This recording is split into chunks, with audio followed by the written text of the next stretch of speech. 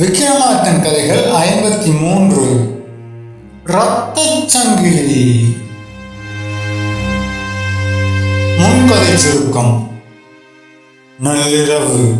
சுடுகாட்டில் காற்று ஊளையிட்டது. வேதாளத்தை தோளில் சுமந்தபடி விக்ரமாதித்தன் நடந்தான். வேதாளம் சிரித்தது. விக்ரமா, இன்று ஒரு சிறிய கதை, ஆனால் முடிவில் என் கேள்விகள் உன் அறிவை சோதிக்கும் என்று சொல்லிவிட்டு கதையை சொல்ல ஆரம்பித்தது. மதுரகிரி நாட்டில் அர்ஜுனன் என்ற வீரன் வாழ்ந்து வந்தான். ஒரு நாள் அதிகாலையில் காட்டுப்பாதையில் ஒரு வணிகன் கொலை செய்யப்பட்டு கிடந்தான். அவன் அருகில் இரத்தக்கரை படிந்த ஒரு வாள் கிடந்தது. அந்த வாளில் அர்ஜுனனின் பெயர் பொறிக்கப்பட்டிருந்தது. காவலர்கள் உடனே அர்ஜுனனை கைது செய்தனர். நான் கொலை செய்யவில்லை என்று அவன் கதறினான். ஆனால் ஆதாரம் அவனுக்கு எதிராக இருந்தது. அப்போது மன்னர் ஒரு நாள் அவகாசம் கொடுத்தார். நீ நிரபராதி என்பதை நிரூபி, இல்லையெனில் நாளை உனக்கு மரண தண்டனை. அந்த இரவு சிறையில் இருந்த அர்ஜுனனை ஒரு முதியவர் சந்தித்தார். நான் உண்மையான கொலையாளியை பார்த்தேன் என்றார். யார் அவன் என்று ஆவலுடன் கேட்டான் அர்ஜுனன். நாளை அரசவையில் சொல்கிறேன் என்று கூறிவிட்டு முதியவர் சென்றார். மறுநாள் அரசவை கூடியது. ஆனால் முதியவர் வரவில்லை. அவரை தேடிச் சென்ற காவலர்கள் அதிர்ந்தனர். அவரும் கொலை செய்யப்பட்டிருந்தார். இப்போது அனைவரும் உறுதியாக நம்பினர் அர்ஜுனனின் ஆட்கள் தான் முதியவரையும் கொண்டிருக்க வேண்டும் என்று. அப்போது அர்ஜுனன் திடீரென சிரித்தான். மன்னா, என்னை கைது செய்தபோது என் வாள் என்னிடம் இல்லை. 3 நாட்களுக்கு முன்பே அது திருடப்பட்டது என்றான்.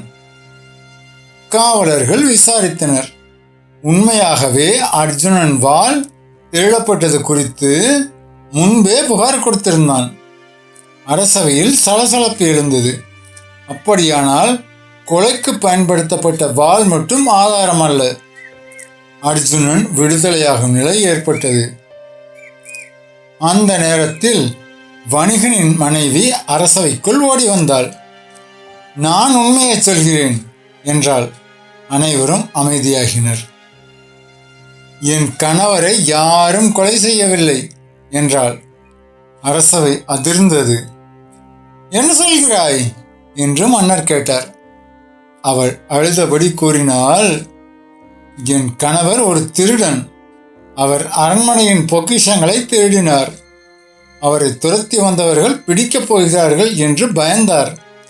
தான் இறந்து விட்டதாக உலகம் நம்ப வேண்டும் என்பதற்காக ஒரு பிச்சைக்காரனை கொன்று தன் ஆடைகளை அவனுக்கு அணிவித்தார்.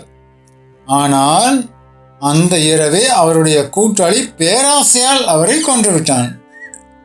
அதாவது காட்டில் கிடந்த முதல் உடல் வணிகனுடையதே இல்லை, பிச்சைக்காரனுடையது. அதன் பிறகு உண்மையான வணிகன் தனது கூட்டாளியால் கொல்லப்பட்டான். முதியவர் இந்த ரகசியத்தை பார்த்ததால் அவரும் கொல்லப்பட்டார். இறுதியில் வணிகனின் கூட்டாளி பிடிபட்டான். கதையை முடித்த வேதாளம் கேட்டது. விக்ரமா, இந்த கதையில் முதல் கொலையாளி யார்? பிச்சைக்காரனை கொன்ற வணிகனா அல்லது வணிகனை கொன்ற கூட்டாளியா? விக்ரமாதித்தன் சிரித்தான். முதல் கொலையாளி வணிகன் தான். ஏனெனில் அவன் தன் மரணத்தை நாடகமாக்க பிச்சைக்காரனை கொன்றான். அதன் பிறகுதான் கூட்டாளி வணிகனை கொன்றான். எனவே இந்த இரத்தச் சங்கிலியின் தொடக்கம் வணிகனிடம்தான். வேதாளம் கரகரவென்று சிரித்தது.